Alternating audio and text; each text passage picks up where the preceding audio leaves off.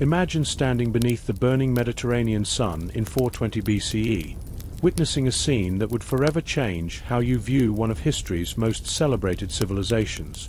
A young Spartan warrior approaches a woman at a village well, but this isn't the heroic tale you've heard in movies or read in textbooks.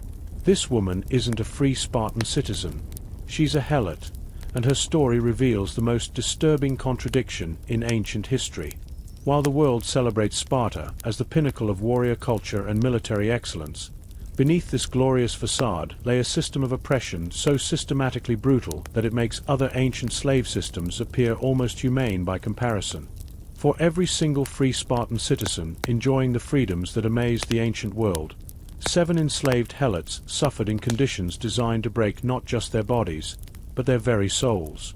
If you're fascinated by history's hidden truths and want to uncover more shocking stories that textbooks won't tell you, make sure to hit that like button and subscribe to this channel. And please, comment below and let me know where in the world you're watching from. It's incredible that we're connected across continents, exploring these ancient mysteries together. The foundation of Sparta's entire civilization rested on one of the most comprehensive systems of human exploitation ever devised, and at its heart were the women whose suffering has been largely erased from historical memory. These weren't ordinary slaves who might eventually earn freedom or be sold to kinder masters.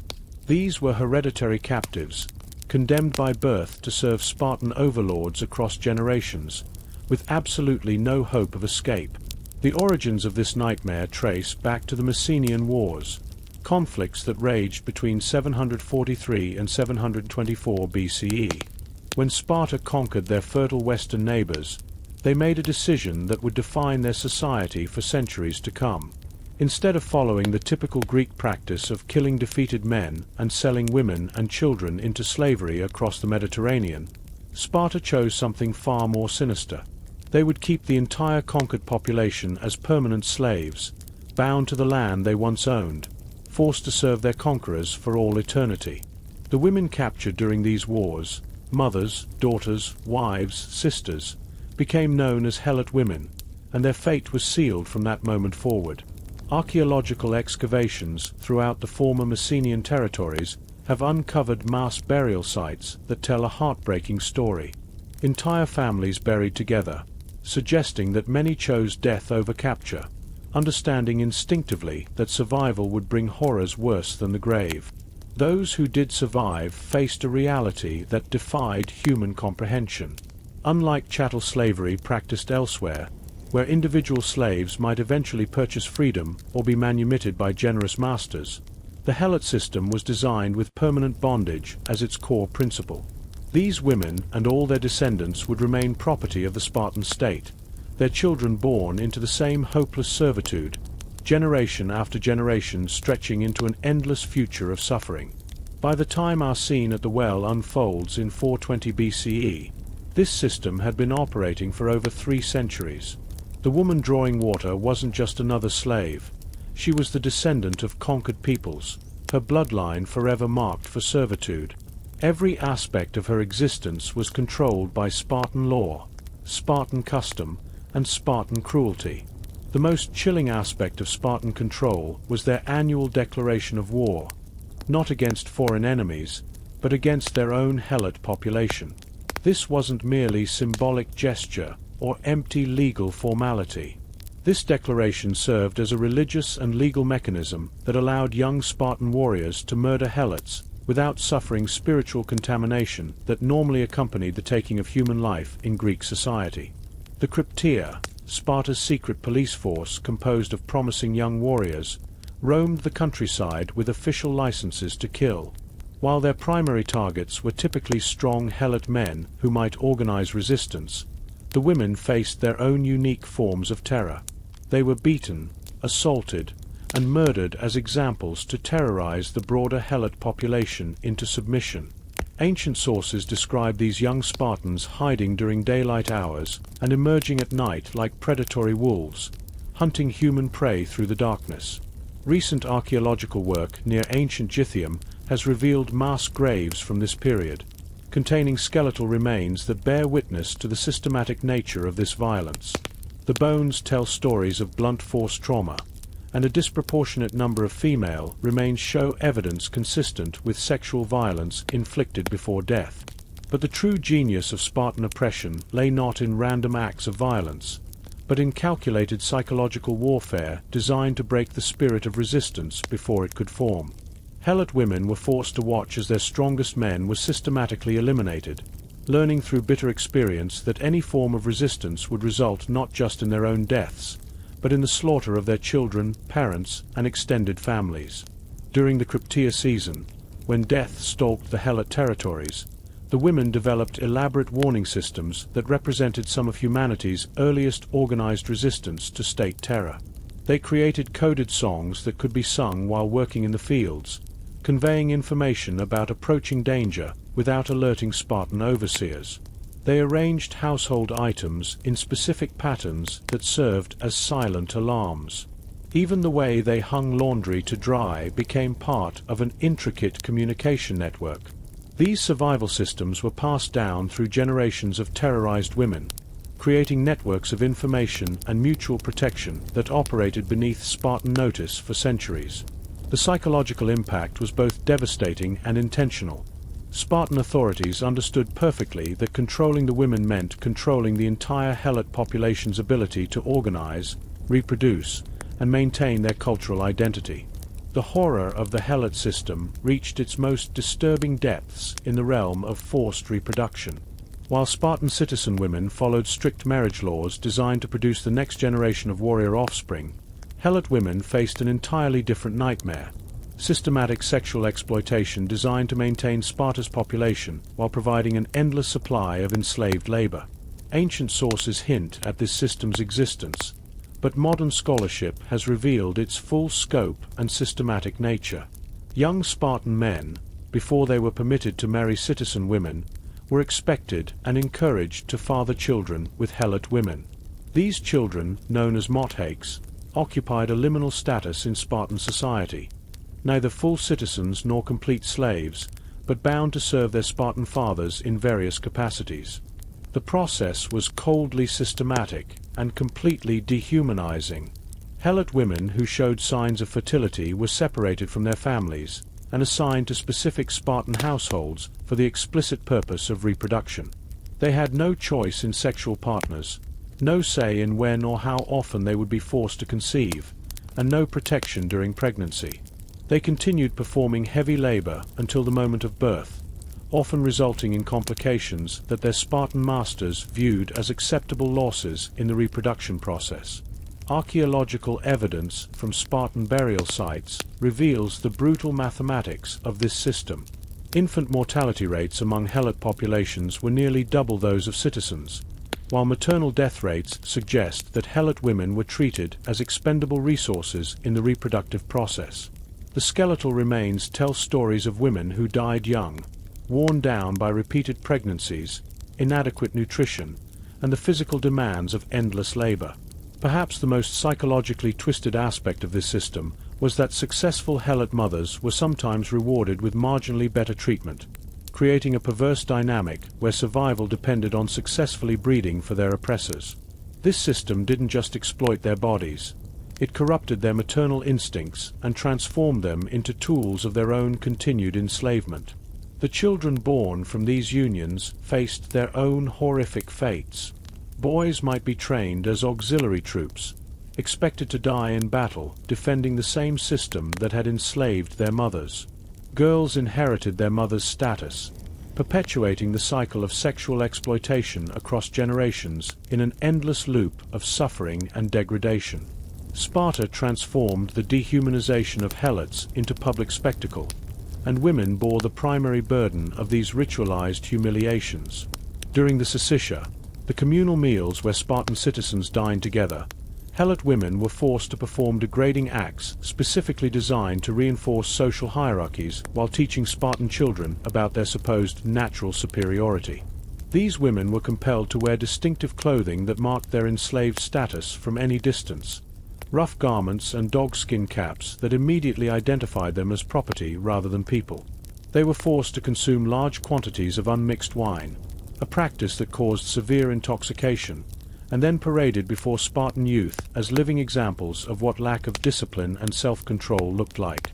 But the humiliation extended far beyond public drunkenness. Helot women were forced to sing songs that mocked their own people and their own heritage.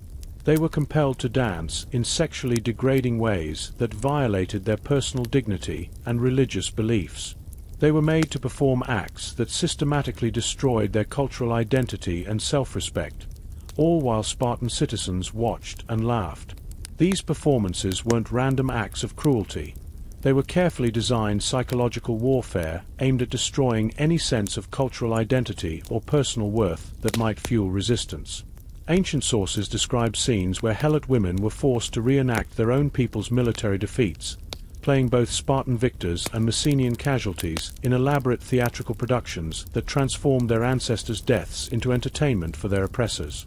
The locations of these humiliations were carefully chosen for maximum psychological impact. They took place in the Agora, the center of Spartan civic life, ensuring that every citizen, every visitor, and every Helot who might harbor thoughts of resistance could witness what happened to those deemed inferior.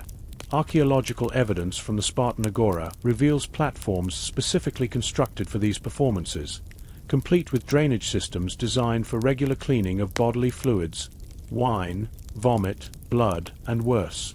The very infrastructure of degradation was built into the architecture of Spartan civilization. The Spartans developed one of the ancient world's most sophisticated systems for marking and tracking human property, and Helot women bore these marks on their bodies like living inventories. Unlike other Greek states that might tattoo slaves for simple identification, Sparta's marking system was designed for maximum psychological impact and social control. The most common method involved heated bronze brands applied to the forehead, ensuring that the mark could never be hidden or disguised. The symbols varied according to their purpose. Some indicated ownership by specific Spartan families, others showed the type of work the woman was assigned to perform, and still others marked those who had attempted escape or shown signs of resistance. Sparta's innovation extended beyond simple branding to include a sophisticated color coding system using permanent dyes mixed with deliberate scarification. Helot women working in households might bear blue marks, those assigned to agricultural labor carried red marks, and those designated for sexual service bore distinctive black scarification patterns that marked them as available for citizen use. The marking process itself was ritualized torture designed to serve multiple purposes. Young Spartan men, as part of their training in dominance and control, were required to participate in these marking ceremonies. They learned to view Helot women not as human beings deserving of basic dignity, but as livestock requiring proper identification and management. Recovery from these marking procedures was deliberately minimized as part of the psychological conditioning. Helot women received no medical care and no time for healing. Infection was common, permanent scarring was intentional, and death from the procedure was considered an acceptable cost of maintaining the system's efficiency. Modern forensic analysis of remains from Helot burial grounds reveals the systematic nature and sophistication of this marking system. Nearly 80% of female skeletal remains show evidence of deliberate scarification with patterns that match ancient descriptions of Spartan identification methods, providing physical proof of this organized brutality. For Helot women, every sunrise brought the same crushing reality: endless labor with absolutely no hope of relief or reprieve. Their days began before dawn and ended well after sunset, filled with tasks designed to extract maximum economic value from their bodies while maintaining their complete psychological subjugation. In Spartan households, Helot women performed every conceivable form of domestic labor, while citizen women focused on physical fitness and bearing warrior children. They ground grain by hand for hours until their fingers bled from contact with rough stone. They hauled water from distant springs, the heavy clay vessels causing permanent spinal damage. They wove cloth on primitive looms, their backs bent in positions that caused chronic pain and deformity. But household work represented only the beginning of their daily suffering. During harvest seasons, These same women were marched to agricultural fields, where they labored alongside male helots under the scorching Mediterranean sun. They picked olives until their hands were shredded by thorny branches, harvested grain until their backs gave out completely, and tended livestock in conditions that would be considered criminal animal cruelty by modern standards. The psychological burden of their existence was perhaps even more devastating than the physical toll.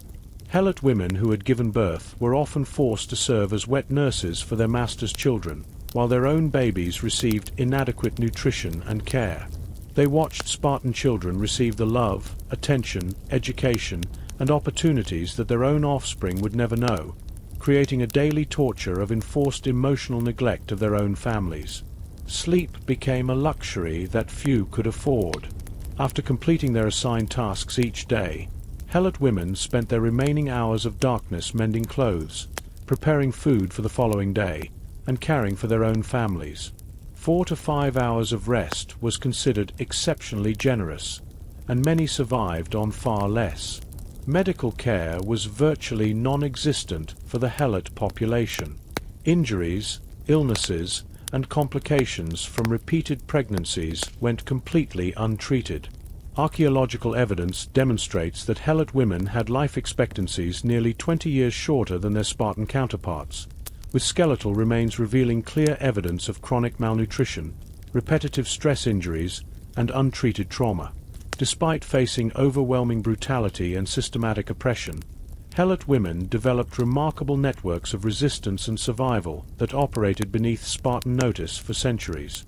These systems, passed down through generations of enslaved women, represent some of history's most sophisticated underground resistance movements and demonstrate the incredible resilience of human dignity under even the most extreme conditions. Communication networks spread across the Helot territories using coded language cleverly embedded in work songs, religious ceremonies, and even the patterns woven into their textiles. Archaeological analysis of textile fragments recovered from Helot settlements has revealed recurring motifs that modern scholars believe functioned as a form of written communication, allowing women to share vital information about Spartan troop movements, planned raids, and safe locations for hiding children and supplies. The religious dimension of their resistance was particularly sophisticated and demonstrates remarkable organizational ability. Helot women maintained secret shrines dedicated to their ancestral gods, hidden in cave systems throughout the Taygetus Mountains. These sacred sites served multiple crucial purposes: religious observance that maintained cultural identity, information exchange centers, storage locations for hidden food supplies, and planning centers for various forms of sabotage against their oppressors. Medical knowledge became another powerful form of resistance. Helot women developed extensive expertise in herbal medicine, not just for healing their own people, but for subtle forms of biological warfare against their Spartan masters. They learned to identify plants that could cause temporary sterility, allowing some women to avoid the horror of forced reproduction.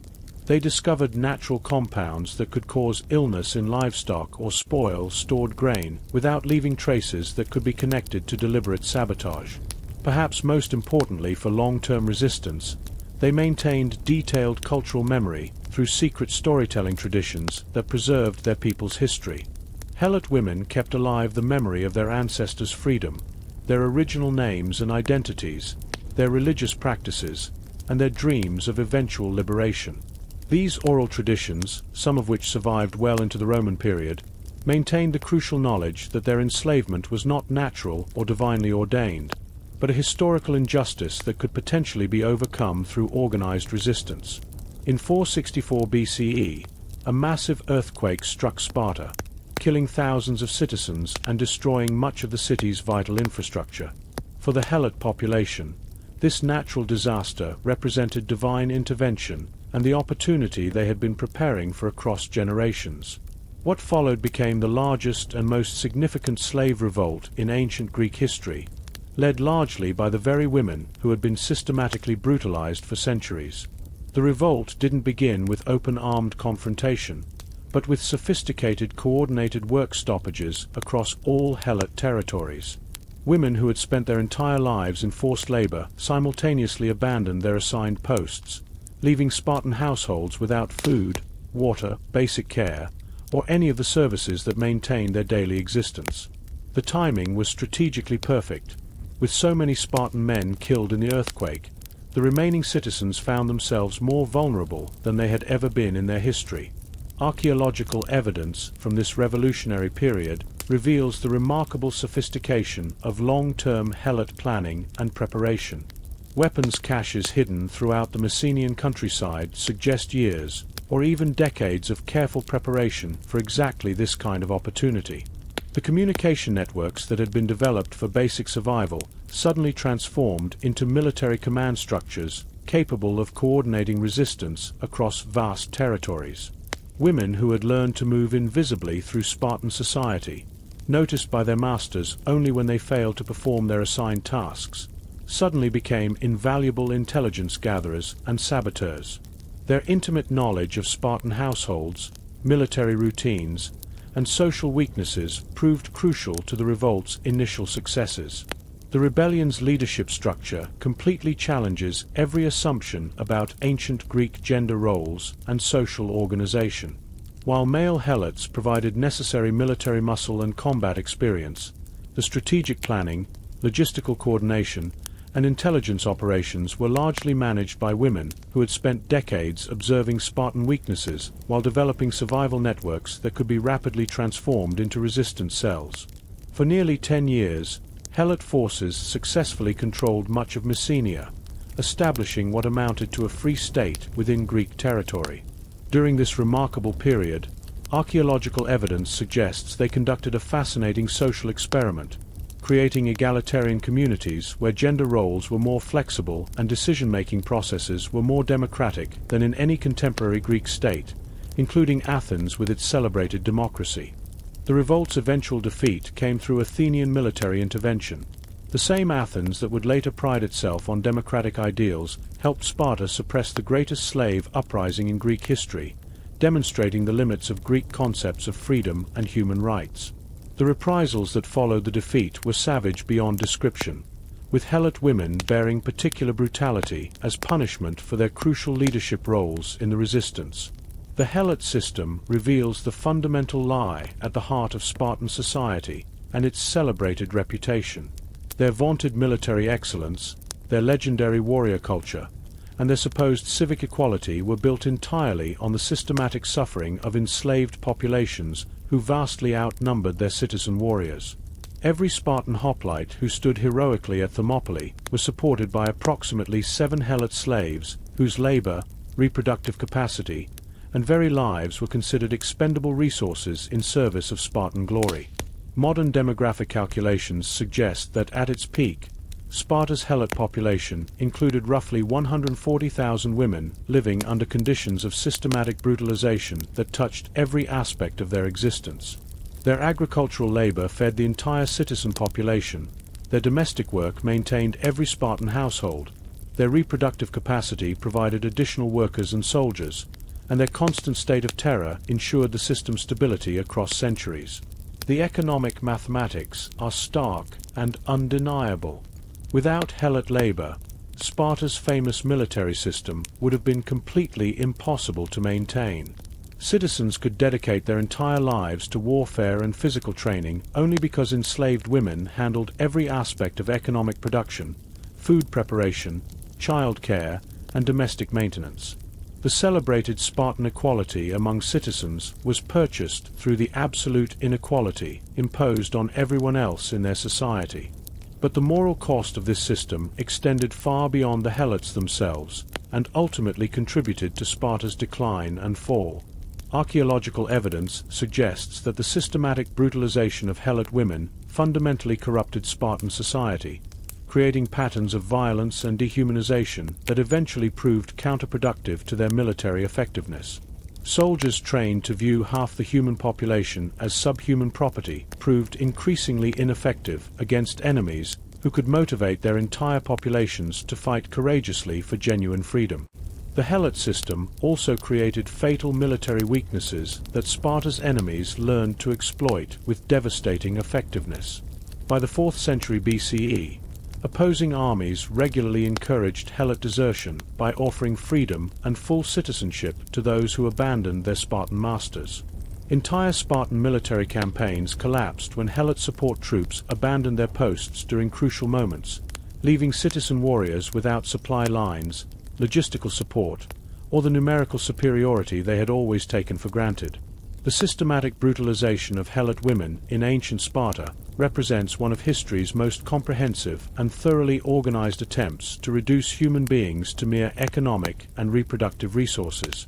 Unlike other ancient slave systems that at least theoretically offered potential paths to freedom through military service, skilled craftsmanship, or generous manumission, the Helot system was deliberately designed to be permanent, hereditary, and absolutely total in its control. Understanding this dark history matters tremendously because the specific mechanisms of oppression developed and perfected in ancient Sparta, the combination of economic exploitation, systematic sexual violence, psychological terror, and deliberate cultural destruction, became templates that would be repeated throughout human history.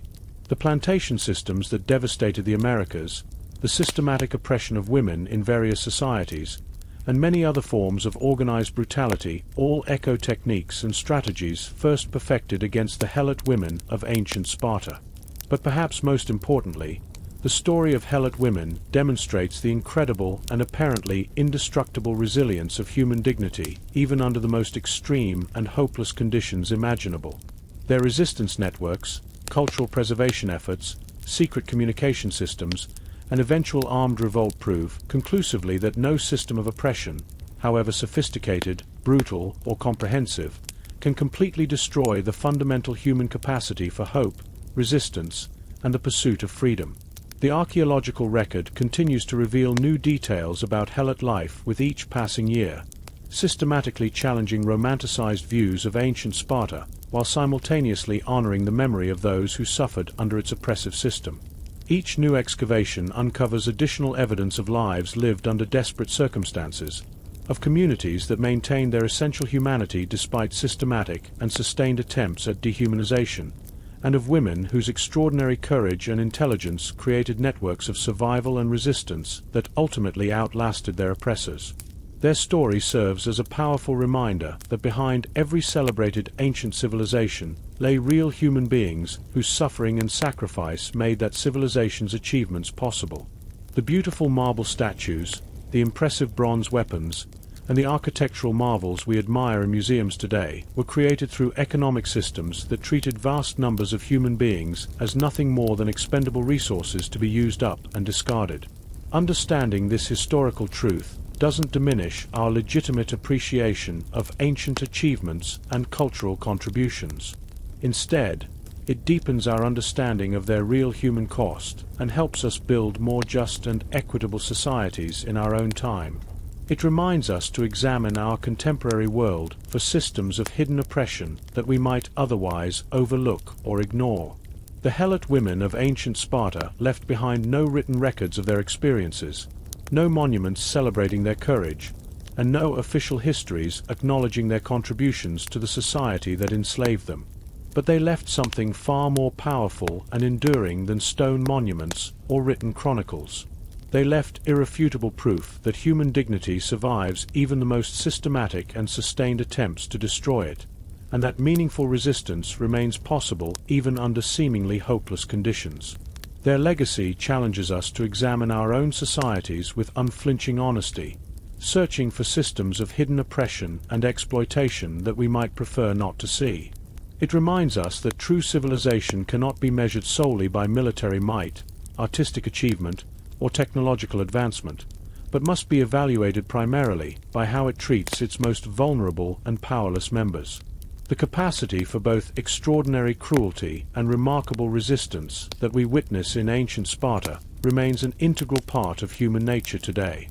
The same forces that created the Helot system continue to operate in our contemporary world, while the same spirit of resistance that sustained Helot women across centuries of oppression continues to inspire those who fight for justice and human dignity in our own time.